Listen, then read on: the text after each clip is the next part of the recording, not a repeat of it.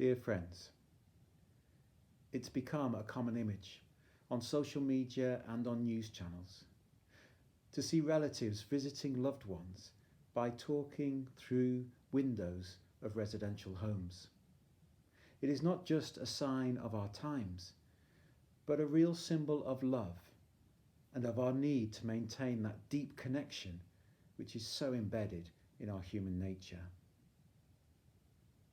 In these strange times, it can be the best we have to offer. Yet it is no substitute for being in the room and experiencing the loving embrace of that person.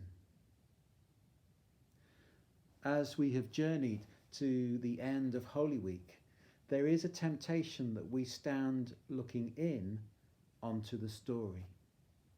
Through the window of the upper room, we see the figure of Jesus kneeling, washing the feet of one of his disciples. Framed by an archway, we see in a courtyard Jesus questioned by Pilate, mocked by soldiers, and a crown of thorns piercing his head. In between the crowd in front of us, we see 3 silhouetted crosses. A wine-soaked sponge offered, and faintly we hear the cry, "It is finished." From a distance, we see a stone that has been rolled away from a tomb. Perhaps we fall into the danger of looking on because this story takes place many years ago and many, many miles away. Maybe we don't fully engage with this story because it is just so familiar. On Good Friday, we already know the spoiler alert that on Easter Sunday, he rises from the dead.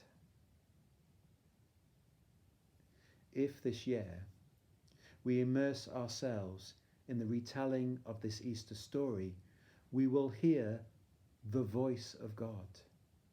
We will see the love of God. We will experience the living word of God in Jesus. We will not just look over the scene of a foot washing. We will take up the towel. We won't just look on and see 3 silhouetted crosses.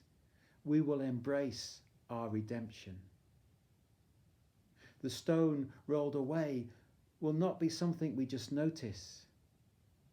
We will throw ourselves into the new life of the empty tomb. We can stand and from a distance look in onto the Easter story. Yet, it is no substitute for experiencing the loving embrace of God.